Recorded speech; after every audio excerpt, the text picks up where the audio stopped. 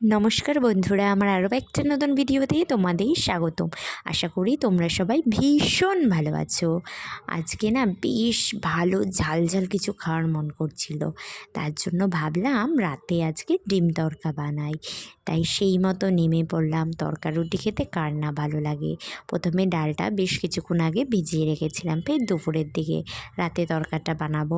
তারপরে তেল গরম করে তেলের মধ্যে রসুন কুচি, আদা কুচি, পেঁয়াজ কুচি, জিরে, টমেটো দিয়ে ভালো করে নেড়ে চেড়ে তার মধ্যে হলুদ গুঁড়ো, লঙ্কার গুঁড়ো, একটু বিট নুন, একটু সন্দক লবণ দিয়ে তার ওপর কাসুরি মেথি দিয়ে ভালো করে কষিয়ে নিলাম।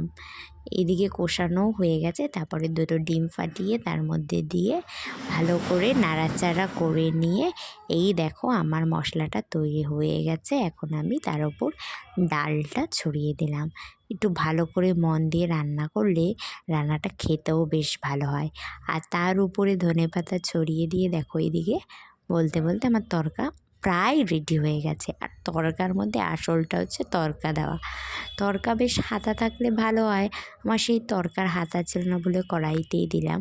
ওর মধ্যে ঘি দিয়ে, রসুন কুচি, আদা কুচি দিয়ে করে রাখা তড়কা দিয়ে তার উপর আবার একটু কাসুরি মেথি, আবার একটু ধনেপাতা ছড়িয়ে দিলাম।